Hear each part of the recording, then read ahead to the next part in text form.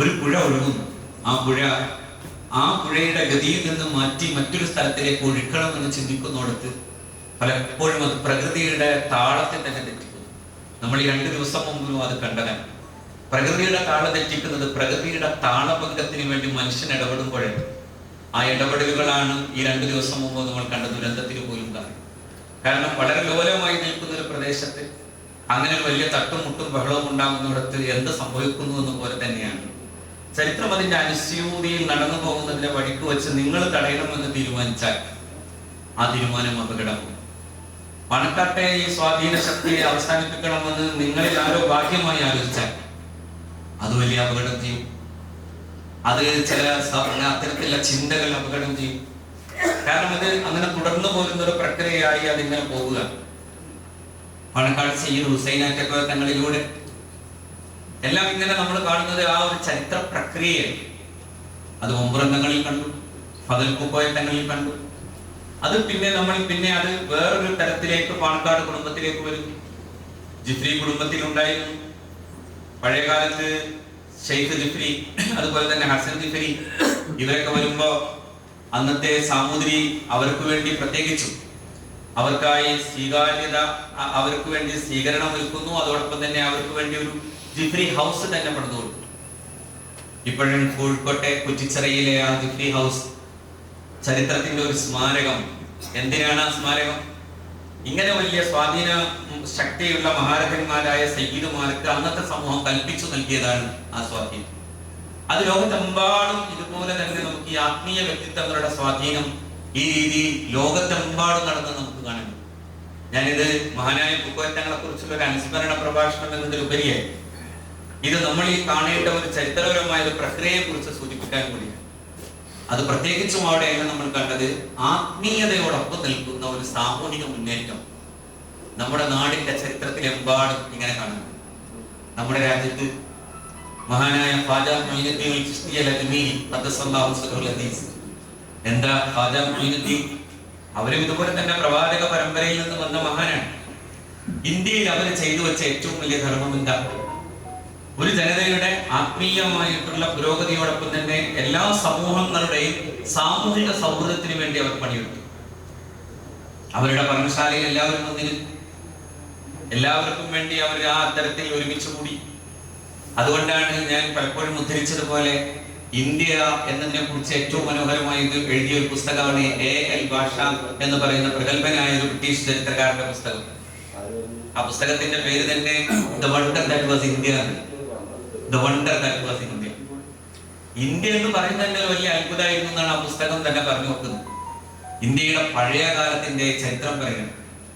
അതിൽ അദ്ദേഹം പറയുന്നുണ്ട് ഇന്ത്യയിലെ ചിശ്തി സൂഫിമാരുടെ പ്രത്യേകത. അവരുടെ പർണശാലകളിൽ നിന്നാണ് ഇന്ത്യ ഏറ്റവും കൂടുതൽ ആസ്വദിച്ച ഹിന്ദുസ്ഥാനി സംഗീതം വന്നത് എന്നാണ്. അത് അദ്ദേഹം പറയാം.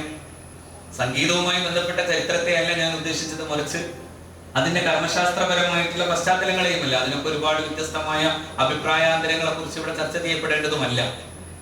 പക്ഷെ അവിടെ നമ്മൾ കാണേണ്ട ഒരു കാര്യം, ഇന്ത്യ ഇന്നും ഏകോപിപ്പിച്ചു നിർത്തുന്നതെന്ന് പറയുന്ന ഈ ഹിന്ദുസ്ഥാനി സംഗീതം പോലും അവിടെ ഒരു നിലാവ് പോലെ പൊഴിഞ്ഞ ഒരു മനോഹരമായ കാലത്തിന്റെ ഓർമ്മയെ അദ്ദേഹം സ്മരിക്കുകയാണ്. The continued devotion of the musician to the Sufis, especially to Chishti Sufis, stimulated the system of Hindustani music എന്ന് അദ്ദേഹം പറയുന്നു. ഹിന്ദുസ്ഥാനി സംഗീതത്തിന് വ്യവസ്ഥാപിതമാക്കിയത് പോലും ചിഷ്ടികളുടെ പർണശാലയാണ് എന്ന് പറഞ്ഞാൽ ഇന്ത്യയുടെ ബഹുസ്വരതയെ പോലും ഇങ്ങനെ ചേർത്തു നിർത്തിയതാരാണ്? ഒരു സയ്യിദ് കൂടിയായിട്ടുള്ള മഹാനായ ഖാജാ മൊയ്നുദ്ദീൻ ചിശ്തി അൽ-അജ്മീരി ഖദ്ദസല്ലാഹു സിർറഹുൽ അസീസ് ഈ നാടിന്റെ ബഹുസ്വരതയെ ചേർത്തു വെച്ചു. ഈ നാട്ടിൽ സമുദായത്തിന്റെ അതോടൊപ്പം തന്നെ ഇസ്ലാമിന്റെ ആത്മീയതയുടെ തനിമയെ കൃത്യമായി പറഞ്ഞു വെക്കാനുള്ള തസവുഫിന്റെ മാർഗദർശനം നൽകിയ ഒരു മഹാജീവിതം തന്നെ ഈ നാടിന്റെ ബഹുസ്വരതയുടെ ഈ സൗഹൃദ പുഷ്പങ്ങളെയും ചേർത്ത് പിടിച്ച ഒരു പൂന്തോട്ടം തന്റെ പർണശാലയിൽ നിർമ്മിച്ചു എന്ന് കൂടി പറയാം. അവിടെ നിന്നാണ്. അതാണ് ഹിന്ദുസ്ഥാനി സംഗീതത്തെ കുറിച്ച് പറഞ്ഞപ്പോഴാണ് പ്രഗത്ഭനായ ഇന്ത്യയിലെ ആധുനിക ചരിത്രകാരന്മാരിൽ പ്രഗത്ഭനായിട്ടുള്ള രാമചന്ദ്ര ഗുഹ അദ്ദേഹം പറയുന്നുണ്ട്. അദ്ദേഹത്തിന്റെ ഒരു പുസ്തകമുണ്ട്, ഗാന്ധിക്ക് ശേഷമുള്ള ഇന്ത്യ എന്ന് പറയുന്ന പുസ്തകം. അതിൽ അദ്ദേഹം പറയുന്നു ഇന്ത്യയുടെ ഇന്നത്തെ കാലം, ഇന്നത്തെ ഈ ഒരു ഭീവത്സമായ സൗഹൃദങ്ങൾ നശിച്ചു പോകുമോ എന്ന് ഭയന്നു പോകുന്ന ഇന്ത്യ തന്നെയും മനസ്സുകൾ കൊണ്ട് തകർന്നു പോകുമോ എന്ന് പേടിച്ചു പോകുന്ന അത്തരത്തിലൊരു ബീഭത്സമായ കാലത്തെക്കുറിച്ച് അദ്ദേഹം പറഞ്ഞിട്ട് അദ്ദേഹം പറയുന്നു, ഇന്ത്യ എന്നാലും തകരില്ല. എന്തുകൊണ്ടെന്നാൽ ഇന്ത്യയെ ഇനിയും ഏകോപിപ്പിച്ച് നിർത്താൻ സാധിക്കുന്ന വിധം ഹിന്ദുസ്ഥാനി സംഗീതം നിലനിൽക്കുന്നു എന്നാണ് അദ്ദേഹം പറഞ്ഞത്. ഞാൻ ഈ രണ്ട് വാക്കുകളെയും കൂട്ടിച്ചേർത്ത് പറയാം. ഇത് ഞാൻ ഇവിടെ എന്തിനും പറയുന്നു എന്ന് ചോദിച്ചാൽ, ഈ പറയപ്പെടുന്ന ഒരു സാമൂഹികമായ കൂട്ടായ്മകളെ രൂപീകരിക്കുന്നതിൽ മഹാന്മാരായ സയ്യിദുമാർ ഉണ്ടാക്കിയെടുത്ത സ്വാധീനം ചെറുതല്ല. പ്രത്യേകിച്ചും ഹദ്റമി സാദാത്തുക്കൾ ഉണ്ടാക്കിയെടുത്ത സ്വാധീനം ചെറുതല്ല. കേരളത്തിലേക്ക് വന്ന ഈ ഹദ്റമി സാദാത്തുക്കളുടെ വലിയൊരു പരമ്പരയുടെ പേരാണ് ശിഹാബ് കബീല. ആ കബീലയിലെ ഏറ്റവും പ്രമുഖനായ, നമ്മുടെ കാലത്തിന്റെ ഏറ്റവും വലിയ അനുഗ്രഹം എന്ന് പറയാവുന്ന ഒരു ജീവിതത്തിന്റെ പേരാണ് മഹാനായ പാണക്കാട്ടെ PMS കുക്കോയ തങ്ങൾ എന്ന് പറയുന്ന മഹാനായ അഹമ്മദ് കുക്കോയ. പാണക്കാട്ടെ പുതിയ മാളിയേക്കൽ അഹമ്മദ് കുക്കോയ എന്ന് പറയുന്ന കാലത്തിന്റെ ഇതിഹാസത്തെ കുറിച്ചാണ് നമ്മൾ ചർച്ച ചെയ്യുന്നത്. ഇതിഹാസം എന്ന് പറയുന്നത് പോലും ഞാൻ വളരെ അർത്ഥവത്തായി ആലോചിക്കാം. ഒരു ഹാസം കൊണ്ട് ഒരു ജനതയെ നിയന്ത്രിക്കാൻ കഴിയുന്ന വലിയ മനുഷ്യന്റെ പേരാണ്. ഒരു പുഞ്ചിരിയുടെ നിലാതെളിമയിലൂടെ ഒരു ജനതയെ ഇങ്ങനെ തന്റെ കൈപ്പിടിയിൽ ഒതുക്കാൻ കഴിയുന്ന മാസ്മരികമായ വ്യക്തിത്വത്തിന്റെ പേരാണ് PMS കുക്കോയ. അതാണ് അത്ഭുതം. വലിയ പ്രസംഗകരല്ല, അല്ലെങ്കിലും പാണക്കാട്ട് നിന്നാലും പ്രഭാഷണം ചെയ്തിട്ടല്ല, അല്ലെങ്കിലും ആരും പ്രസംഗിച്ചിട്ടുമല്ല ആരെയും സ്വാധീനിച്ചത്. ചിലപ്പോ പുഞ്ചിരിയാണ്. ഞാൻ നേരത്തെ പറഞ്ഞ ഖാജ മൊയ്നുദ്ദീൻ ചിശ്തി തങ്ങളുടെ പ്രത്യേകത പുഞ്ചിരിയാണ്. ഒരു തൂമന്ത സ്മിതത്തിന്റെ നിലാവെളിച്ചത്തിന്റെ മുമ്പിൽ ഒരു ജനത ആ മഹാവിസ്മയത്തിൽ ആകൃഷ്ടരായി കടന്നു വന്നതിന്റെ ചരിത്രമാണ് ഖാജ മൊയ്നുദ്ദീൻ. അതുപോലെ തന്നെയാണ് ഒരു പുഞ്ചിരി, മൗനം വെടിഞ്ഞ ഒരു ചെറിയ വാക്കുകൾ ഒരു ജനതയെ ഇങ്ങനെ ഇത്രമേൽ മാസ്മരികമായി സ്വാധീനിച്ച ഒരു വ്യക്തിത്വം എന്ന് പറയുന്നത് മഹാനായ പാണക്കാട്ടെ PMS കുക്കോയ. കാരണം തങ്ങൾ ഉണ്ടാക്കിയെടുത്തത് ചെറിയ ചെറിയ വാക്കുകളാണ്. ചിലപ്പോ ഇങ്ങനെ പറഞ്ഞിട്ടുള്ളൂ, ഒരഖിലയും വേണ്ട ഒരു കുകിലയും വേണ്ട സംസ്ഥ മതി. അങ്ങനെ ഒരു വാക്ക് പറയുമ്പോ ഇന്ന് 1000 വാക്കുകളിൽ പ്രസംഗിച്ചിട്ട് പോലും ഒന്നും എത്താതെ പോകുന്നിടത്താണ് ആ 3 വാക്കുകൾ ഒരു ജനതയിൽ ഇത്രമേൽ വലിയ സ്വാധീനം ഉണ്ടാക്കിയെന്ന് നമ്മൾ അറിയേണ്ടത്. ഇനിയും അവർ സ്വാധീനം ചെലുത്തിയില്ല എന്ന് പറയുന്നവർക്ക് ഇതിനേക്കാൾ നല്ല മറുപടി ആര് പറഞ്ഞു തരാനാണ്? കാരണം സമസ്ത കേരള ജംഇയ്യത്തുൽ ഉലമ എന്ന് പറയുന്ന ഒരു സംഘടന, മറുഭാഗത്ത് പർവ്വത സമാനരായ മഹാപണ്ഡിതന്മാർ, വലിയ പണ്ഡിതന്മാർ, അവരാരും ചെറിയ ആളുകളല്ല. ഷെയ്ഖ് ഹസൻ ഹസ്രത്തിനെ പോലെ നബറല്ലാഹു മർത്തദ, വലിയ മഹാപണ്ഡിതന്മാർ കൂടി ഒരുമിച്ച് കൂടുന്ന ഒരു ഭാഗം. ഇവിടെ സമസ്തയുടെ അഭ്യുന്നത പണ്ഡിതന്മാർ. ഒരുപക്ഷെ ഇതെല്ലാം ജയിച്ചു പോകുമോ എന്ന് പേടിച്ചു പോകുന്ന, സന്ദേഹിച്ചു പോകുന്ന ഒരു കാലം. ആ സമയത്താണ് കോഴിക്കോട്ടെ കുറ്റിച്ചിറയിലെ സമസ്തയുടെ സമ്മേളനത്തിൽ ഈ മൗനം വെടിഞ്ഞ ഒരു വർത്തമാനത്തിന്, ശരിക്കു പറഞ്ഞാൽ കാലങ്ങളായി നിലനിന്നിരുന്ന ഒരു മൗനത്തിൽ നിന്ന്, ഒരു വൽമീകത്തിൽ നിന്ന് പെട്ടെന്ന് പോലെ മഹാനായ പാണക്കാട് PMS കുക്കോയ തങ്ങൾ പറഞ്ഞു പോകാണ്, ഒന്നും വേണ്ട സമസ്തമതി എന്നൊരു വർത്തമാനം പറയുമ്പോൾ അതോടെ ആ പ്രസ്ഥാനം പർവ്വത സമാനരായ പണ്ഡിതന്മാരാൽ നിശ്ചയിക്കപ്പെടുകയും പ്രവർത്തിക്കുകയും ചെയ്തിരുന്ന പ്രസ്ഥാനം സ്വയമേവ പിരിഞ്ഞു പോകുന്ന കാഴ്ചയുടെ ഒരു അത്ഭുതം നമ്മൾ കാണുന്നു. അതാണ് മഹാനായ പാണക്കാട്ടെ തങ്ങളുടെ ഒരു പ്രത്യേകതയും അത് തന്നെ. പാണക്കാട്ടെ തങ്ങൾ എന്ന് പറയുന്നത് പോലും അങ്ങനെയാണ്, പാണക്കാട്ടിരിക്കുന്നവരാരും.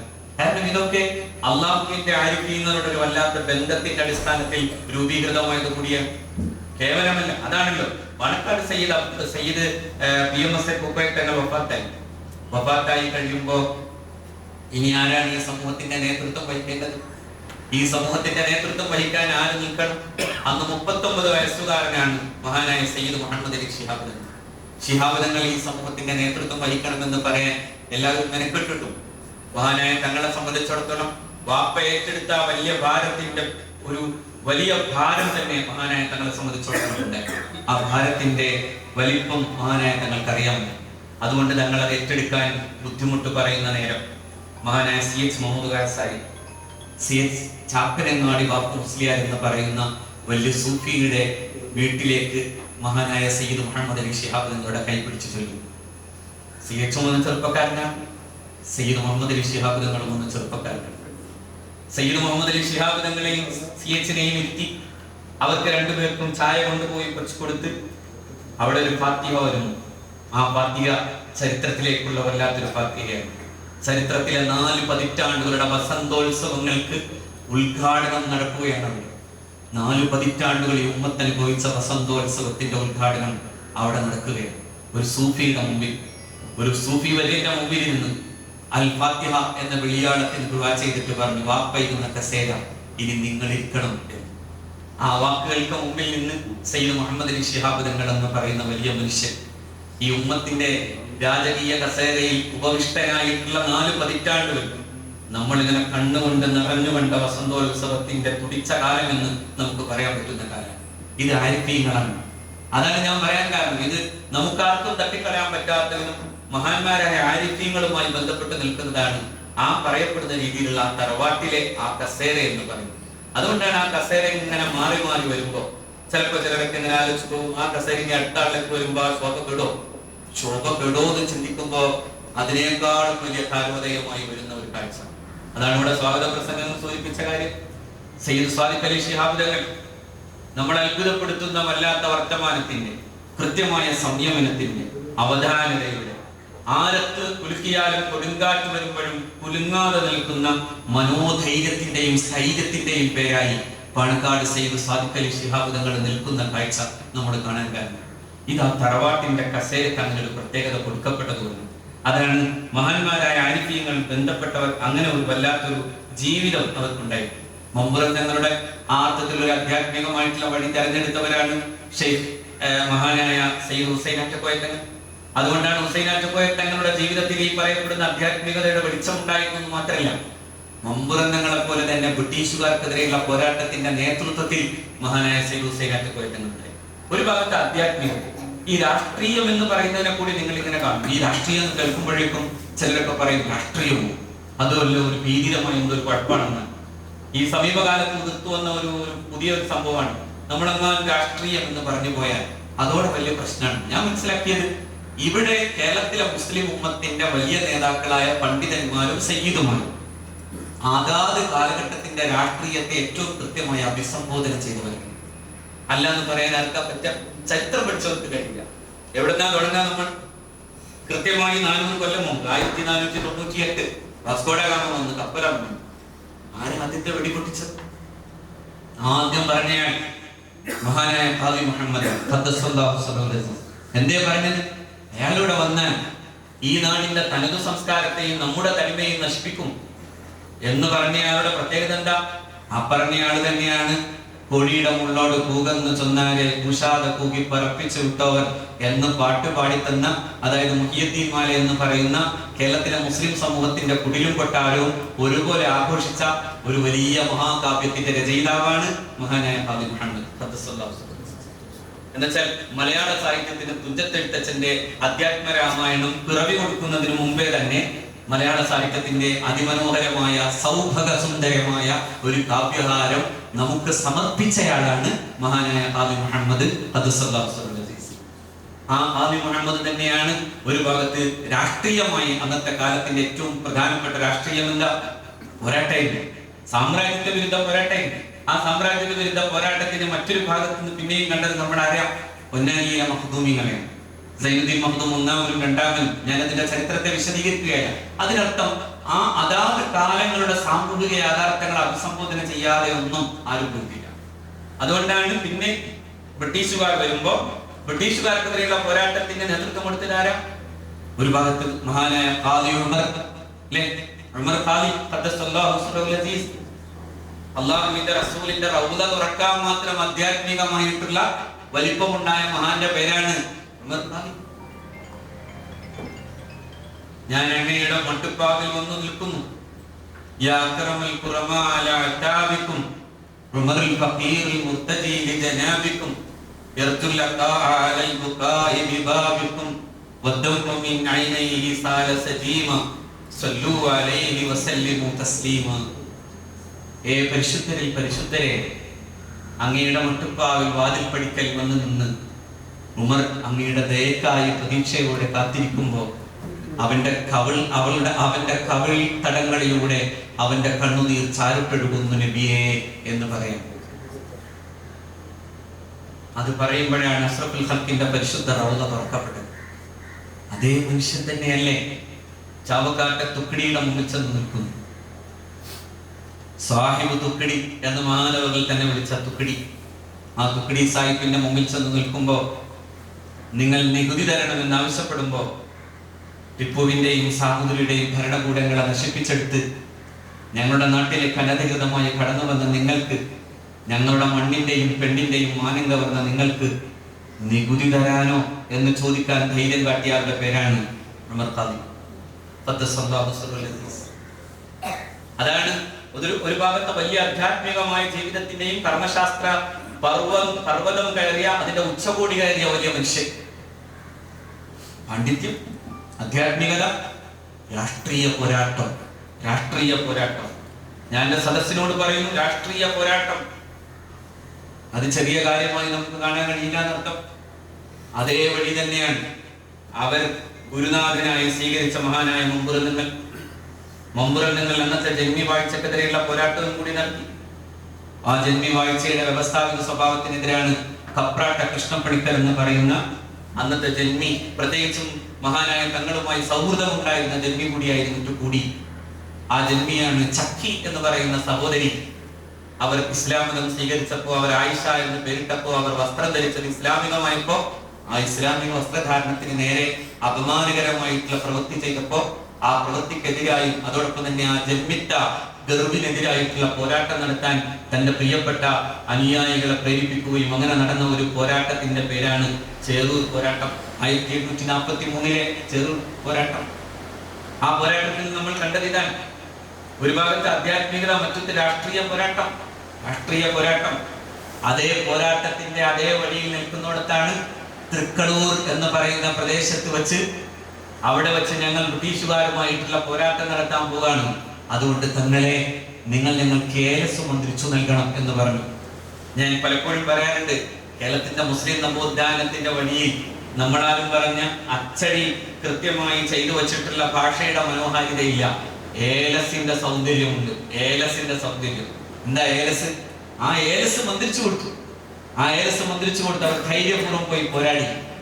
ആ പോരാട്ടത്തിന്റെ വീര്യം എവിടെ നിന്ന് വന്നതാണ്, ആ സ്രോതസ് എന്ന് മനസ്സിലാക്കിയവർ പിന്നെ പാണക്കാട്ടേക്ക് ഒരു മുസ്ലിം കൂടിയായിട്ടുള്ള ഉദ്യോഗസ്ഥനെ വിട്ടു, തഹസിൽദാർ കുട്ടിയാസൻ. ആ തഹസിൽദാർ കുട്ടിയാസൻ ചെന്നിട്ട് പറഞ്ഞു, തങ്ങളെ അങ്ങൊന്ന് മാറ്റി പറഞ്ഞാൽ മതി.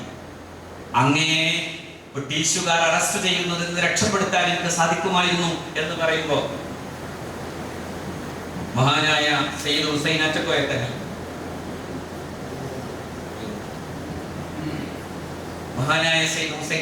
തങ്ങൾ പറഞ്ഞു, മാറ്റി പറയില്ല. ബ്രിട്ടീഷുകാർക്കെതിരെയുള്ള പോരാട്ടത്തിന് പോർവീര്യം നൽകാനാണ് ഞാൻ ആ ഏലസ് മന്ത്രിച്ചു കൊടുത്തതെന്ന് എന്റെ ബോധ്യത്തെ മാറ്റി പറയാൻ എനിക്ക് സാധ്യമല്ല എന്ന് പറഞ്ഞതാണ് സയ്യിദ് ഹുസൈൻ ആറ്റക്കോയ തങ്ങൾ. ആ ഹുസൈൻ ആറ്റക്കോയ തങ്ങളെയാണ് പിന്നീട് ബ്രിട്ടീഷുകാർ ഇവിടെ നിന്ന് കൊണ്ടുപോയി. അവരാണ് വേലൂർ ബാഖിയാത്ത് സാലിഹാത്തിന്റെ കുറെ അകലെ, ഞാൻ ആ ഖബർ സിയാറത്ത് ചെയ്തിട്ടുണ്ട്, പ്രിയപ്പെട്ട അബ്ബാസ് ശിഹാബ് തങ്ങളോടൊപ്പം. കുറെ അകലെ മഹാനായ പാണക്കാട് സയ്യിദ് ഹുസൈൻ ആറ്റക്കോയ തങ്ങൾ എന്ന് പറഞ്ഞ സയ്യിദ് PMS കുക്കോയ തങ്ങളുടെ വല്ലിപ്പയുണ്ട് എന്ന് നമ്മൾ അറിയണം.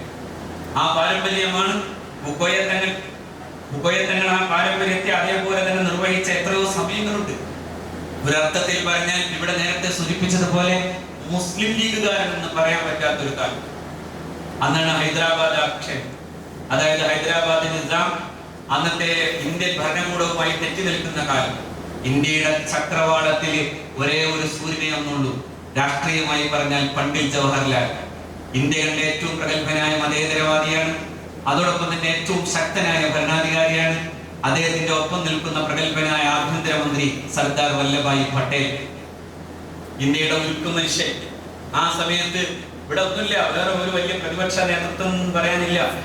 പ്രതിപക്ഷ നേതൃത്വത്തെ അംഗീകരിച്ചൊരു ജനാധിപത്യ ബോധ്യം ഉണ്ടായിരുന്നു എന്നല്ലാതെ ഇന്ത്യയിൽ ശക്തമായ ഒരു പ്രതിപക്ഷ നേതൃത്വം ഇല്ലാത്ത വിധം ശക്തമായി നിൽക്കുന്ന കോൺഗ്രസ് ഭരണ സംവിധാനം നിൽക്കുമ്പോൾ അതിന്റെ ഏകഛത്രാധിപതിയായ അനിഷേധ്യനായ നേതാവാണ് അന്ന് നെഹ്റു. ആ സമയത്താണ് പട്ടേലിന്റെ ഈ പറയപ്പെടുന്ന ഹൈദരാബാദ് ആക്ഷൻ വരുമ്പോ എല്ലാവരും മാളത്തിലൊടിച്ച നേരം. മുസ്ലിം നേതാക്കൾ പലരും ആ പരിപാടിക്ക് അവസാനിപ്പിച്ചു പോയ കാലം. ആ സമയത്ത് നെഞ്ചൂക്കോടെ നിൽക്കാൻ കഴിഞ്ഞ ആളുടെ പേരാണ്, മൗനമായി തന്റെ ജനതയെ നിയന്ത്രിക്കാൻ കഴിഞ്ഞ ആളുടെ പേരാണ് മഹാനായ പാണക്കാട് PMS കുക്കോയ തങ്ങൾ എന്ന് നാം കാണും. തന്റെ ഏറ്റവും അന്നത്തെ ഏറ്റവും ഇളയ പുത്രൻ, ശരിക്കും പറഞ്ഞാൽ അന്നൊന്ന് നിക്കറിടാൻ പോലും അല്ലാത്ത പ്രായത്തിൽ നിൽക്കുന്ന ഇളയ പുത്രൻ വാപ്പാന്ന് വിളിച്ച് ആ പോലീസ് ജീപ്പിന്റെ അടുക്കലേക്ക് വരുമ്പോ ഉമ്മയില്ലാത്ത കുഞ്ഞുമോനെയും വരട്ടെ ഞാൻ തിരിച്ചു വരും എന്ന് പറഞ്ഞ് സമാധാനിപ്പിച്ച് തന്റെ ജനതയുടെ വിഫലതയുടെയും വേദനയുടെ മുമ്പിൽ സമാധാനമായിരിക്കും എന്ന് പറഞ്ഞിട്ട് അങ്ങ് പോലീസുകാരുടെ കൂടെ ലോക്കപ്പിലേക്ക് പോയ ആളുടെ പേരാണ് മഹാനായ PM പോയത്. അന്നത്തെ മൂന്നാമത്തെ പുത്രൻ പിന്നീട് അതേ തങ്ങളുടെ അതേ വീര്യവും അതേ ചേതനയും അതേ ചൈതന്യവുമായി ഈ ഉമ്മത്തിന്റെ നായകനായ മഹാനായ അറ്റപ്പുവാണ്. തന്റെ പിതാവ് തന്നെ നെഞ്ചിൽ കിടത്തി പേരിട്ട അറ്റപ്പു. ആറ്റേ എന്ന് ആ പിതാവ് അർദ്ധരാത്രിയിൽ എപ്പോഴോ വന്ന് ഉമ്മയില്ലാത്ത കുഞ്ഞിനെ തന്റെ അമ്മായി, അതായത് തന്റെ പെങ്ങളുടെ അടുക്കൽ നിന്ന് വിളിച്ചു ചെന്ന് ആ കുഞ്ഞിനെ തന്റെ നെഞ്ചിലേക്ക് ചേർത്ത് ആറ്റേ എന്ന് വിളിക്കുന്ന ഒരു രംഗത്തെ കൂടി ഓർത്തുകൊണ്ട് പറയാം, ആ കുഞ്ഞാണ് സയ്യിദ് ഹൈദരലി ശിഹാബ് തങ്ങൾ എന്ന് പറയുന്ന ആ കുഞ്ഞുമോനാണ്. വാപ്പ പോകാണെന്ന് ചോദിക്കുമ്പോഴും ഒരു കടലോളം വലിയ ദുഃഖം തന്റെ നെഞ്ചിനകത്ത് നിൽക്കുമ്പോഴും ഒരു സമുദായത്തിന്റെ വ്യക്തിത്വത്തിന്റെ കാര്യത്തിൽ ഒരു രാജ്യം കൊടുക്കാൻ കഴിയാത്ത വിധം അത്ഭുതകരമായ ആത്മധൈര്യമായി മഹാനായ പാണക്കാട്ട PM തങ്ങൾ അന്ന് ആ പോലീസ് ജീപ്പിലേക്ക് കരുതുന്നു. ഞാൻ പറയാൻ കാരണം അതാ പോരാട്ട വീര്യത്തിന്റെ, അവസാനിക്കാത്ത പോരാട്ട വീര്യത്തിന്റെ ഏറ്റവും നല്ല ഉദാഹരണമാണ്. എന്ന് പറഞ്ഞാൽ അതിനൊക്കെ അർത്ഥം അവരൊരു ബഹളവും ഉണ്ടാക്കിയെന്നല്ല, ബഹളങ്ങൾക്ക് അതീതമായി നിൽക്കുന്ന ഒരു ആത്മസംയമനത്തിന്റെയും നന്മയുടെയും വഴി തന്നെയാണ് അവരെന്നും പറയുന്നത്. പക്ഷേ അവർ ഉലഞ്ഞില്ല, അവർ കൊടുങ്കാറ്റിലും ഉലഞ്ഞില്ല. നിങ്ങൾ ആലോചിച്ച് നോക്കൂ, കൊടുങ്കാറ്റ് പിടിച്ച ഒരു കാലത്തിന് നമ്മൾ മറ്റൊരു പേരിടും, 1992 എന്നാണ് അതിന്റെ പേര്. ആ സമയത്ത് കൊടുങ്കാറ്റാണ്. നമ്മളൊക്കെ വിചാരിക്കുന്നത് പോലെ ഈ ഏത് ബഹളങ്ങളിലേക്കും എടുത്തു ചാടാൻ ഒരു ധൈര്യവും വേണ്ട, ഒരു ധൈര്യവും വേണ്ട. ഒരു ജനത നിങ്ങളെ ഇങ്ങനെ ഒരു കൊടുങ്കാറ്റ് പിടിച്ചു നിൽക്കുന്ന സമയത്ത് അതിനോടൊപ്പം ചേരാൻ ആർക്കും ഒരു ചിന്തയും ധൈര്യവും ആവശ്യമില്ല. അതേസമയം അങ്ങനെ ബഹളത്തിന്റെയും പ്രണിത മനസ്സിന്റെയും ഉള്ളിൽ നിൽക്കുന്നതിന് മുമ്പിൽ അരുത്, നമ്മളൊന്ന് ആലോചിക്കണമെന്ന് പറയാൻ കഴിയുന്ന ധൈര്യം ഉണ്ടാകണം. ആ ധൈര്യം കാണിച്ചതാരാ? സയ്യിദ് മുഹമ്മദ് ശിഹാബ് തങ്ങളാണ്. നിങ്ങൾ ആലോചിച്ച് നോക്കൂ, 92 അങ്ങനെ ഒരു വർത്തമാനം പറഞ്ഞില്ലായിരുന്നെങ്കിൽ എന്ന് ഏറ്റവും നന്നായി പറഞ്ഞ ആളുടെ പേര് P. ഗോവിന്ദപിള്ള എന്നാണ്. മാർക്സിസ്റ്റ് ആചാര്യനായ P. ഗോവിന്ദപിള്ള PG. അദ്ദേഹമാണ് മാതൃഭൂമി ആഴ്ചപ്പതിപ്പിൽ എഴുതിയത്. കേരളത്തിന്റെ മതേതര ബഹുസ്വരതയെ ഇതുപോലെ കാത്ത ഒരു പ്രസ്താവനയും കഴിഞ്ഞ പതിറ്റാണ്ടുകളിൽ നമ്മൾ കണ്ടിട്ടില്ല. ആ പ്രസ്താവന സയ്യിദ് മുഹമ്മദ് ശിഹാബ് തങ്ങൾ നടത്തിയ പ്രസ്താവനയാണ്. ആ ഭീകരമായ കാലുഷ്യത്തിന്റെ കൊടുങ്കാറ്റടിച്ച നേരത്ത് അരുത്, നമ്മൾ സമാധാനത്തോടെ നിൽക്കണമെന്ന് പറയാനുള്ള ധൈര്യം, കാലത്തിന്റെ ധൈര്യം അത് കാണിച്ചയാളാണ് സയ്യിദ് മുഹമ്മദ് ശിഹാബ് തങ്ങൾ. അതാണ് ഇവരുടെ ഈ പാരമ്പര്യത്തിന്റെ വലിപ്പം. അങ്ങനെയാണ് അഷ്റഫുൽ ഖൽഖിലേക്കും പോലും സല്ലല്ലാഹു അലൈഹി വസല്ലം നമ്മൾ അങ്ങനെ കടന്നു ചെല്ലാൻ ഒരു സമയമുണ്ടല്ലോ. സ്വഹാബത്ത് പോലും കാലുഷ്യത്താൽ വിറച്ചു നിന്നൊരു നേരമുണ്ട്. നിങ്ങളൊന്ന് ആലോചിച്ച് നോക്കൂ, അള്ളാഹുവിന്റെ പ്രവാചകൻ സല്ലല്ലാഹു അലൈഹി വസല്ലം ഏറ്റവും കൂടുതൽ പ്രതിസന്ധിയുടെ ഒരു സമയം അള്ളാഹുവിന്റെ പ്രവാചകൻ അഭിസംബോധന ചെയ്തത് ഏതെന്ന് ചോദിച്ചാൽ ഞാൻ പറയും അത് ഹുദൈബിയ, ബദർ പോലുമല്ല. കാരണം ബദറിന് അനിവാര്യമായ ഒരു പോരാട്ടത്തിന് വേണ്ടി നിൽക്കുകയാണ്. അതേസമയം ഇവിടെ മറ്റൊന്നുണ്ട്, വികാര വിജൃംഭിതരായി നിൽക്കുന്ന ഒരു ജനത, തന്റെ അനുയായികൾ അള്ളാഹുവിന്റെ പ്രവാചകന്റെ മുമ്പിൽ ഒരു ചോദ്യം പോലെ നിൽക്കുകയാണ്. അള്ളാഹുവിന്റെ റസൂലിന്റെ മുമ്പിൽ എന്താ പ്രശ്നം വരുന്നത്? നിങ്ങൾ ഈ തവണ മക്കയിലേക്ക് പ്രവേശിക്കാൻ ഞങ്ങൾ അനുവാദം തരില്ല. ആരാ പറയുന്നത് മക്ക നിവാസികളിൽ നിന്ന് സുഹൈൽ ഇബ്നു അംറാൻ. അദ്ദേഹം അത് പറയുമ്പോഴും പ്രവാചകൻ തന്റെ ഒട്ടകത്തിന്റെ പുറത്തുനിന്ന് ഇറങ്ങി സല്ലല്ലാഹു അലൈഹി വസല്ലം നബി തിരുമേനി സല്ലല്ലാഹു അലൈഹി വസല്ലം അവിടെ ചെന്നിട്ട് ചോദിച്ചു, സുഹൈൽ, കേൾക്കാൻ എന്തൊരു ചന്തമുള്ള പേരാണ്. എങ്ങനെയാണ് ഒരു പ്രശ്നത്തെ എത്രത്തോളം മനോഹരമാക്കി മാറ്റാനാവുക എന്നുള്ളത് ഇവർ ഇങ്ങനെയൊക്കെയാണ് പഠിപ്പിച്ചു തരുന്നത് കൂടി എന്ന് പഠിക്കണം. കേൾക്കാൻ എന്ത് ചന്തമുള്ള പേരാണ്, ഒരു ശുഭലക്ഷണം പോലെയാണ് സുഹൈൽ. ആരാ പറയുന്നത്? മുഹമ്മദ് മുസ്തഫ സല്ലല്ലാഹു അലൈഹി വസല്ലം. ആരോടാ? തന്നോട് ഈ മക്കയിലേക്ക് പ്രവേശിക്കരുതെന്ന് പറയാൻ വേണ്ടി നിൽക്കുന്ന പ്രഭാഷകനോട്. ഉമർ ബിൻ ഖത്താബാണ് ചോദിച്ചത് റളിയല്ലാഹു അൻഹു, അല്ലാഹുവിന്റെ റസൂൽ, ഇയാളോട് ഇങ്ങനെയൊക്കെ പറയണം? അങ്ങൊന്ന് സമ്മതിച്ചാൽ ഇവന്റെ പല്ല് പൊളിച്ചിടാൻ ഞാൻ തയ്യാറാണ്. നബി തിരുമേനി സല്ലല്ലാഹു അലൈഹി വസല്ലം പറഞ്ഞു, നല്ല പ്രഭാഷകൻ, നാളെ ഈ സമുദായത്തിന് ഈ പ്രഭാഷകനെ കൂടി നാളെ സംഭാവന ചെയ്യപ്പെട്ടു കൂടാകുണ്ടോ ഉമറേ എന്നായിരുന്നു മുഹമ്മദ് നബി സല്ലല്ലാഹു അലൈഹി വസല്ലം. ആ ചോദ്യത്തിന്റെ അർത്ഥം നിങ്ങൾക്ക് എപ്പോഴാ കേൾക്കാം? പ്രവാചക തിരുമേനി സല്ലല്ലാഹു അലൈഹി വസല്ലം വഫാത്താകുന്നു, മദീന കരയുന്നു, വിജൃംഭിതമായ മനസ്സോടെ, ഭ്രാന്തമായ മനസ്സോടെ എല്ലാവരും നിൽക്കുന്നു. ഒരാളിങ്ങനെ ചുഴറ്റുന്ന വാളിങ്ങനെ കാണിച്ചിട്ട് പറയാൻ, ആരെങ്കിലും നബി തിരുമേനി വഫാത്ത എന്ന് പറഞ്ഞാൽ ഞാനവന്റെ ശിരസ്സെടുക്കുമെന്ന് പറയുന്നത് ധീരനാണ്. ചിലര് ബോധം കെട്ട് വീണു, ചിലര് ഭ്രാന്തമായ എന്തൊക്കെയോ വിളിച്ചു പറയുന്നു, പിറുപിറുക്കുന്നു. അങ്ങനെ നിൽക്കുന്ന ഒരു നേരമുണ്ട്. അപ്പോഴാണ് അകലേന്ന് ഒരാൾ വരുന്നു. മുഹമ്മദ് നബിയുടെ ഏറ്റവും വലിയ സന്തത സഹചാരി സ്വല്ലല്ലാഹു അലൈഹി വസല്ലം സയ്യിദുനാ അബൂബക്കർ റളിയല്ലാഹു അൻഹു. വല്ലാത്തൊരു മനോധൈര്യം, മനോസ്ഥിരത അത് കാണിച്ചു. അവിടെ ചെന്നു പരിശുദ്ധ റസൂലിന്റെ മുഖം കണ്ടു. അവിടുന്ന് തിരിച്ചു വന്നു. ഇന്ന മുഹമ്മദിൻ ഖദ് മാത എന്ന സ്ഥൈര്യബോധത്തോടെ പറഞ്ഞു. ആ ബോധ്യം അങ്ങനെ തന്നെ ഉറക്കെ വിളിച്ചു പറഞ്ഞപ്പോ അത് പറയാൻ, അള്ളാഹുവിന്റെ റസൂലിന്റെ പരിശുദ്ധമായ അവിടുത്തെ വഫാത്ത് പ്രഖ്യാപിക്കാൻ, മാകാന മുഹമ്മദ് ഇല്ലാ റസൂലുൻ ഖദ് ഖലത് മിൻ ഖബ്ലിഹി റുസുൽ എന്ന് തുടങ്ങുന്ന ആയത്ത് തന്നെ പറഞ്ഞു വെച്ചിട്ട് അള്ളാഹുവിന്റെ പ്രവാചകന്റെ വഫാത്ത് സ്ഥിരീകൃതമാകുന്ന ഔദ്യോഗിക പ്രഖ്യാപനം വരുമ്പോ ഉമർ പറയുന്നുണ്ട്, ഞാൻ ആ മണൽക്കാട്ടിൽ വിയർത്ത് കുളിച്ചിങ്ങനെ ഇരുന്നു പോയി, എനിക്കൊന്നും ചെയ്യാനാകുമായിരുന്നില്ല. ആ പ്രഭാഷകൻ സിദ്ദീഖാണ് റളിയല്ലാഹു അൻഹു. അതേപോലെ മക്കയിലും ഇതേ വികാര വിജൃംഭിതമായ മനസ്സോടെ നിൽക്കുന്ന അനുയായികളെ സമാധാനിപ്പിക്കാൻ വേണ്ടി അന്ന് പ്രസംഗിച്ച ആളുടെ പേര് സുഹൈൽ ഇബ്നു അംർ എന്നാണ് റളിയല്ലാഹു അൻഹു. സുഹൈൽ ഇബ്നു അംർ എന്നാണ്. ആ സുഹൈൽ ഇബ്നു അംറിനെ കുറിച്ചാണ് അല്ലാഹുവിന്റെ പ്രവാചകൻ പറഞ്ഞത്, നാളെ ഈ മനുഷ്യന്റെ പ്രഭാഷണം ഈ ഉമ്മത്തിന് സൗഭാഗ്യകരമായിട്ടുണ്ടായാലും അവിടെയാണ് അല്ലാഹുവിന്റെ റസൂൽ ഈ മനുഷ്യരുടെ വല്ലാത്ത ഈ വിജൃംഭിതാവസ്ഥയുടെ മുമ്പിൽ നിൽക്കുമ്പോഴാണ് റസൂൽ പറഞ്ഞത്, ഇവിടെ നമ്മൾ ഒരു തീരുമാനമെടുക്കും, തിരിച്ചു പോകാം. ആ തിരിച്ചുപോക്ക് പോലെ 992 എല്ലാ മനുഷ്യരും, മുസ്ലിങ്ങൾ മാത്രമൊന്നുമല്ല, ഇന്ത്യയിലെ മതേതര ബോധ്യമുള്ള എല്ലാ മനുഷ്യരും ഇങ്ങനെ വ്രണിതമായി നിൽക്കുമ്പോ സമാധാനപ്പെടൂ എന്ന് പറയാനുള്ള ധൈര്യം എന്ന് പറയുന്നതാണ് പാണക്കാട്ടെ ധൈര്യം. അത് ചെറുതല്ല, അത് വലിയ കാര്യമാണ്. ഞാൻ പറയുന്നത് അന്ന് ആർക്കും അത് പറയാൻ ധൈര്യം കാണില്ല. ഇന്നിരുന്ന് നമുക്ക് ചരിത്രം പറയാം, ആസ്വദിച്ചു പറയാം, പക്ഷെ ആ സമയത്ത് അഭിസംബോധന ചെയ്യണമെന്ന് പറയുന്ന വലിയ പ്രശ്നമാണ്. അതുകൊണ്ടാണല്ലോ വലിയ വിമർശനങ്ങൾ ഉണ്ടായി. ചിലരെങ്കിലും പ്രസംഗിച്ചു നടന്നു, സംയമനത്തിന്റെ താരാട്ട് പാടി ഈ സമുദായത്തെ ഉറക്കുകയാണെന്നൊക്കെ പറയുന്ന ഒരു നേരമുണ്ടായി. പക്ഷെ കാലം അതിന്റെ തിരിച്ചുപോക്കിന് തയ്യാറായാൽ, ആ അന്വേഷണങ്ങളുടെയും യാഥാർത്ഥ്യത്തിന്റെയും ബോധ്യത്തിൽ ഒരു തിരിച്ചു നടപ്പിന് തയ്യാറായാൽ, ആ വർത്തമാനത്തിന്റെ ധൈര്യം ആ സമയത്ത് സമൂഹങ്ങളിൽ തക്ബീർ വിളിപ്പിച്ചവർക്കുണ്ടായിരുന്നില്ല എന്നതൊരു വസ്തുതയാണെന്ന് നമുക്ക് തിരിച്ചറിയാൻ കഴിയും. ആ വസ്തുതയുടെ ഉള്ളടക്കത്തിൽ നിന്നാണ് പാണക്കാട്ട് കുടുംബത്തെ നമ്മൾ തിരിച്ചറിയുന്നത്.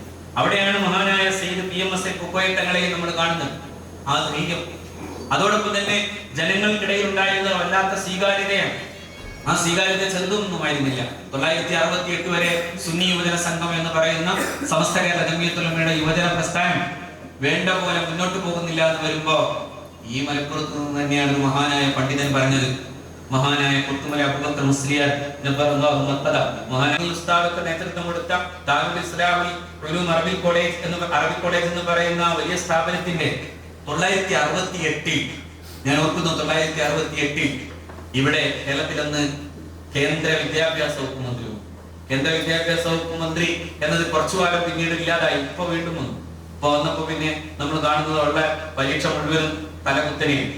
പക്ഷേ അന്ന് കേന്ദ്ര വിദ്യാഭ്യാസ മന്ത്രി കരീം ചക്ല അദ്ദേഹം വരുമ്പോ അദ്ദേഹത്തിന്റെ മുമ്പിൽ സമസ്തയുടെ അഭ്യുന്നതരായ പണ്ഡിതന്മാർ ചെന്നൊരു വലിയ നിവേദനം കൊടുത്തു. ആ നിവേദനം എന്താ?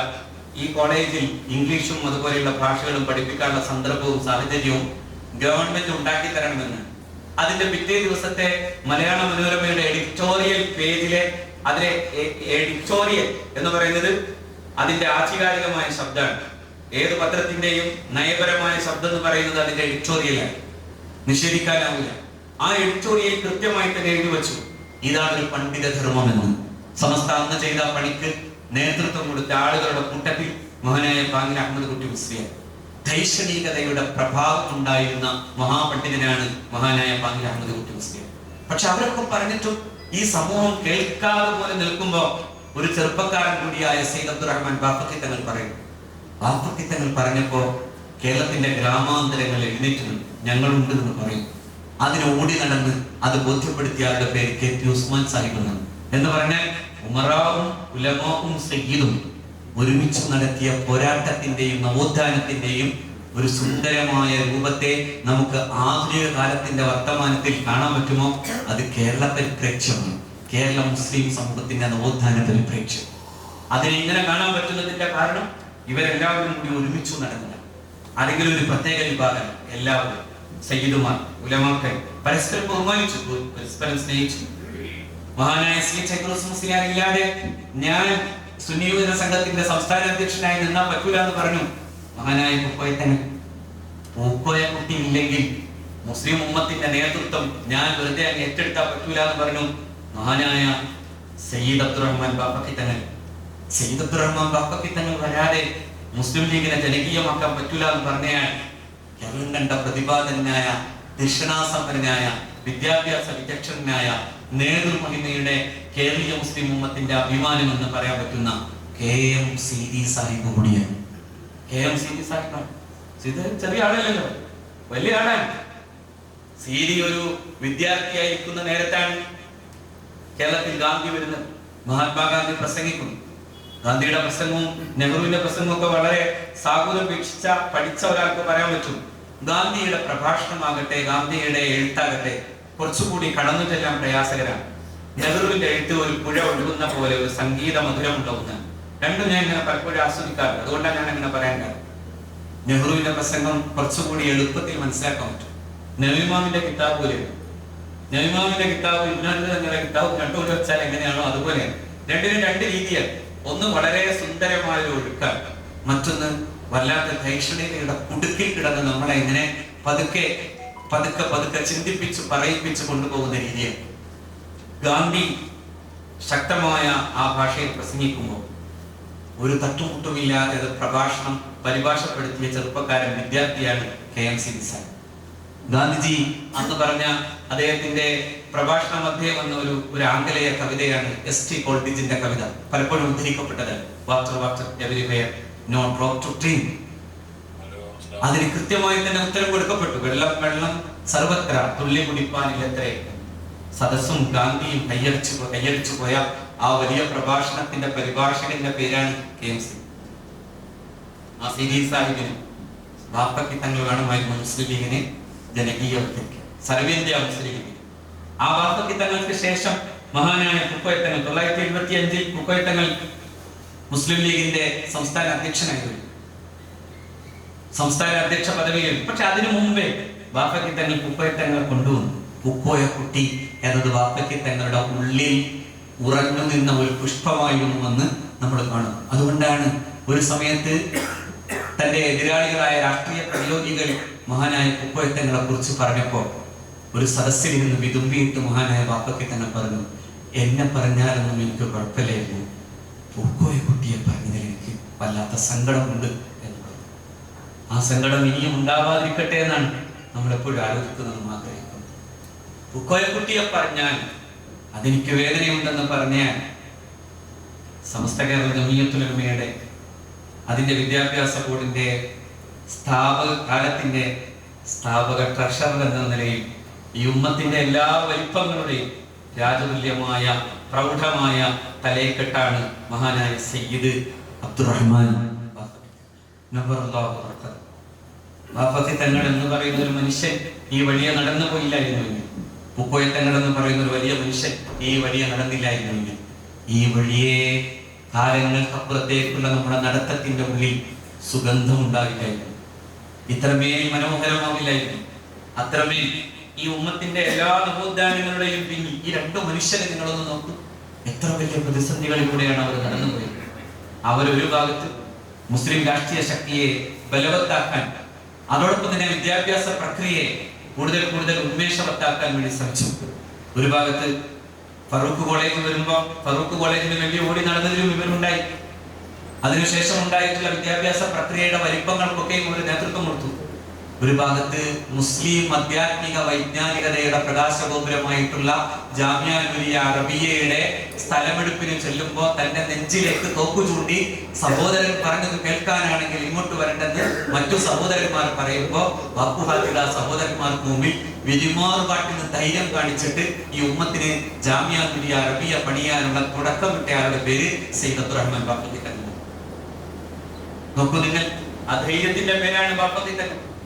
ആ ധൈര്യവും അതോടൊപ്പം നിന്ന ഉപ്പോയത്തങ്ങളും ഷംസുലമയും കണ്ണീത്തുസ്താദും കുത്തുബി മുഹമ്മദ് മുസ്ലിയാരും നബറല്ലാഹു മറാഖിദും ഒരുമിച്ചു നടന്ന ബാപ്പു ഹാജി എന്ന് പറയുന്ന ഒരു മനുഷ്യന്റെ കൂടെ നടന്നവർ എത്ര ബാപ്പു ഹാജിമാർ. അള്ളാഹു അവർക്കെല്ലാം സ്വർഗം നൽകിയ സ്വർഗം നൽകിയ അറ്റപ്പു പറഞ്ഞാൽ ഞാൻ പിന്നെ കൊടുക്കാതിരിക്കുമെന്ന് വെച്ച മറ്റൊരു ബാപ്പു ഹാജി. അള്ളാഹു ആ മനുഷ്യന്റെ ഖബർ സ്വർഗമാക്കി കൊടുക്കണം. ഒരു പാഠത്തിൽ നിന്ന് ഇങ്ങനെ ഒരു നവോത്ഥാനത്തിന്റെ പുതിയ ദഅവത്ത് വേണം എന്ന് ചിന്തിക്കാൻ മറ്റൊരു ബാപ്പുട്ടി ഹാജി ആ മനുഷ്യൻ ഉണ്ടാക്കിയെടുത്ത അങ്ങനെ ഒരു സത്യസമാനമായിട്ടുള്ള വൈജ്ഞാനികമായിട്ടുള്ള ഒരു സംരംഭം ദാറുൽ ഹുദ ഇസ്ലാമിക് യൂണിവേഴ്സിറ്റിയായി വളർന്നപ്പോൾ നമ്മളെമ്പാടും കണ്ടത് ഇങ്ങനെയൊക്കെ തന്നെയാണ് ഈ ഉമ്മത്ത് മുന്നോട്ട് പോകേണ്ടത്. അങ്ങനെ പോകുന്നതിൽ പാണക്കാട്ടെ കടലുണ്ടി പുഴയ്ക്ക് എത്രമേൽ സുന്ദരമായി ഒഴുകാനാകുമോ അതുപോലെ ചരിത്രത്തെ അങ്ങനെ അതിമനോഹരമായി അനുസ്യൂതം ഒഴുക്കിയവരായി പാണക്കാട്ടെ ആ സയ്യിദുമാർ നിൽക്കുന്നു. അവരുടെ മുമ്പിൽ മനുഷ്യർ ഇങ്ങനെ ഖേദവും സങ്കടവും പറഞ്ഞു വന്നു.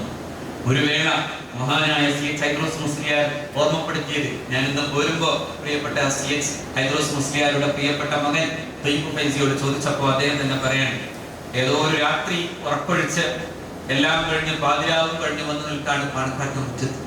സി.എച്ച്. പറഞ്ഞു, ഞാനൊന്ന് പോയി കിടന്ന് ഉറങ്ങാൻ പോയ സി.എച്ച്. ഹൈദ്രോസ് മുസ്ലിയാർ പ്രഭാത നേരത്തെ ഇറങ്ങി വരുമ്പോ അപ്പോഴും മഹാനായ പാണക്കാട്ടെ കുപ്പോയിത്തങ്ങൾ അതേപോലായി തന്റെ ഈ സങ്കടങ്ങൾ പറഞ്ഞു വന്ന മനുഷ്യരുടെ സങ്കടങ്ങളുടെ കെട്ടഴിക്കുമ്പോൾ നെഞ്ചു ചേർത്ത് പിടിച്ചു നിൽക്കുന്ന കാഴ്ച കണ്ടപ്പോ സി.എച്ച്. ഉസ്താദ് ചോദിച്ചു, ഞങ്ങളെ ഉറങ്ങിയില്ലല്ലോ. അപ്പൊ പറഞ്ഞു, ഹൈദ്രോസ് മുസ്ലിയാർ എങ്ങനെ ഉറക്കം വരുമെന്ന് ചോദിക്കാൻ ഒരു തങ്ങൾ കിട്ടുന്നു. എങ്ങനെ ഉറക്കം വരും? ഈ മനുഷ്യ സങ്കടങ്ങളുമായി എന്റെ മുമ്പിൽ വന്ന് നിൽക്കുമ്പോ എന്ന ഫലസ്തക്ക് പാടിയ പോലെ മനുഷ്യന്റെ ഹൃദയവേദനകളുടെ സങ്കടങ്ങളുടെ മുഴുവൻ കെട്ടും അഴിച്ചു കൊടുക്കുമ്പോ ഹമ്മാൻ അത് സ്വന്തം നെഞ്ചിലേക്ക് ആവാഹിക്കാൻ കഴിഞ്ഞവരുടെ പേരാണിത്. അതിനായി അവർ കാത്തിരുന്നു. ആരോ പൊട്ടിപ്പോയപ്പോ അന്ന് തുറക്കാനാവാത്ത വാതിൽ താൻ കേൾക്കാതെ പോയ ആ മനുഷ്യന്റെ വേദനയ്ക്ക് ഇനി ഒരിക്കൽ കൂടി അങ്ങനെ ഒരു ആവർത്തനം ഉണ്ടാകാതിരിക്കാൻ തന്റെ ജനൽപ്പഴുതിനെ തുറന്നിട്ടിട്ട് അവിടെ കിടക്കാൻ തീരുമാനിച്ചയാളാണ് മഹാനായ പാണക്കാട്ട് പി.എം. മുസഫർ. ഇന്നും അർദ്ധരാത്രികൾ പാതിരാവ് കനക്കുമ്പോഴും അവിടെ മനുഷ്യന്റെ സങ്കടങ്ങൾ ഈ കടലുണ്ടിപ്പുഴ പോലെ ഒഴുകുന്നുണ്ട്. ആ കടലുണ്ടിപ്പുഴയുടെ അതേ സംഗീത നാളം പോലെ അവർക്ക് മുമ്പിൽ ഒരു പൂനിലാവ് പോലെ ചിരിക്കാൻ ഇപ്പോഴും അവിടെ ഒരു തങ്ങളുണ്ട്. ആ തങ്ങന്മാർ അങ്ങനെ തന്നെ ഇരിക്കുന്നു. നിങ്ങൾ ഇനി പോയി ഉറങ്ങിക്കോ എന്ന് പറയാനില്ല. നിങ്ങളുടെ സങ്കടം കേൾക്കാനും എനിക്ക് ഉറക്കമില്ലാതിരിക്കാനാകുമെന്ന് തെളിയിക്കുന്ന ദിനരാത്രങ്ങളിലൂടെയാണ് ഇന്നും ആ പുഴ ഒഴുകുന്നത്. പാണക്കാട്ട പുഴ, സുഹൃതങ്ങളുടെ പുഴ, അതിങ്ങനെ മനോഹരമായി ഒഴുകുക. 1000 ആണ്ടുകൾ നർഗീസ് കരഞ്ഞിട്ട് പിന്നീട് അവസാനം കാലത്തിന്റെ സമ്മാനം പോലെ ഒരു ദീർഘദർശിയെ കിട്ടിയ പോലെ ഭൂപയത്തിന്റെ അപൂർവ സൗഭാഗ്യത്തിന്റെ മഹാനാണ്. കാരണം ആ കുടുംബത്തിൽ ഇനിയും തീരാത്ത നേതൃമഹിമയുടെ ഇനിയും അവസാനിക്കാത്ത വല്ലാത്തൊരു പ്രോജനി, ഒരു ജനിതക വീര്യമുള്ള ഒരു പ്രോജനി അവിടെ നിൽക്കുന്നു നമുക്ക് കാണാനാണ്. ഒരു സന്താന പാരമ്പര്യം നോക്കൂ നിങ്ങൾ. അവിടെ 5 നക്ഷത്രങ്ങൾ, അങ്ങനെ 5 നക്ഷത്രങ്ങളിൽ നിന്ന് ഉദിച്ചു പിന്നെ കാലത്തിന്റെ യവനികൾക്കുള്ളിലേക്ക് മറയുമ്പോഴും നമ്മളെ ഇങ്ങനെ ത്രസിപ്പിക്കുന്ന നല്ല 3 ഓർമ്മകൾ. മഹാനായ സയ്യിദ് മുഹമ്മദ് അലി ശിഹാബ് തങ്ങളും ഉമർ അലി ശിഹാബ് തങ്ങളും ഹൈദർ അലി ശിഹാബ് തങ്ങളും ശേഷം ഇതാ സയ്യിദ് സ്വാലിഹ് അലി ശിഹാബ് തങ്ങൾ. നമ്മളിങ്ങനെ ഓരോരുത്തരെ ഇങ്ങനെ നോക്കുമ്പോൾ കാണുന്നത് എന്താ? ചെറിയ കുട്ടി പരിശുദ്ധ ഖുർആൻ ഈ ദിവസം കഴിഞ്ഞ 2-3 ദിവസം മുമ്പ് വലിയ പ്രഗത്ഭരായ വിദേശ പണ്ഡിതന്മാർ ഇരിക്കുമ്പോൾ അതിമനോഹരമായി ഖുർആൻ പാരായണം ചെയ്യുന്നു സയ്യിദ് റാജിദ് അലി ശിഹാബ്. അള്ളാഹു ആ ചെറുപ്പക്കാരന് ആയുസ്സും ഇസ്സത്തും പ്രതാപവും നൽകി. ആ കുട്ടികളുടെ മുഖത്തേക്ക് നോക്കൂ നിങ്ങൾ. ഇപ്പോഴും ഒരു താരോദയ ശോഭ പോലെ അവരുടെ മുഖകമലം നമ്മൾ കാണുന്നു. നേതൃത്വത്തിന്റെ അടയാള മുദ്രകൾ അവിടെ നമ്മൾ ഇനിയും കാണുന്നു. അതാണ് കുപ്പോയത്തങ്ങൾ എന്ന അത്ഭുതത്തിലേക്ക് നോക്കേണ്ടത്. ആ ഒരു വല്ലാത്ത സന്താന പരമ്പരയിലൂടെ സയ്യിദുന ഇബ്രാഹിം നബി അലൈഹിസ്സലാത്തു വസ്സലാമിൽ നമ്മൾ കാണുന്ന പോലെ പരമ്പര പ്രവാചകന്മാരായ പോലെ പരമ്പരയിൽ ഒരു നേതൃപരമായിട്ടുള്ള അടയാളങ്ങൾ ഒരുപാട് കാണാൻ സാധിക്കും. അത് മഹാനായ കുപ്പോയത്തങ്ങളുടെ ഏറ്റവും വലിയ സുഹൃത്താണ്. അതാണ് ഞാൻ പറയാൻ കാരണം. നർഗീസ് 1000 കൊല്ലം തന്റെ അന്ധതയെ കുറിച്ച് വ്യഥ പറയുന്ന നേരം കാലം അവർക്കായി ഒരു ദീർഘദർശകനെ കൊടുത്തു നല്ലമായി കുബാൽ പാടിയ പോലെ അതിമനോഹരമായി ചരിത്രത്തിന്റെ ഒരു ബിന്ദുവിൽ നമ്മൾ സയ്യിദ് പി.എം. മുസഫർ പൂക്കോയത്തങ്ങളെ കാണും. പൂക്കോയത്തങ്ങളുടെ മക്കളെ കാണും. പൂക്കോയത്തങ്ങളുടെ മക്കൾ മക്കളുടെ മക്കളെ കാണും. അതായത് ആ പരമ്പരയുടെ പൈതൃകങ്ങൾ ഒരിക്കലും ഉടയാതെ ആ ശോഭ ഇങ്ങനെ നിലനിൽക്കുന്നതിന്റെ അനുസ്മൃതിയെ നമുക്കൊരു പുഴ പോലെ, കടലുണ്ടി പുഴ പോലെ നമുക്ക് കാണാൻ കഴിയും. അല്ലാഹു അനുഗ്രഹിക്കട്ടെ. വാഖിറു ദഅവാന അൽഹംദുലില്ലാഹി റബ്ബിൽ ആലമീൻ. അസ്സലാമു അലൈക്കും വറഹ്മത്തുള്ളാഹി വബറകാതുഹു.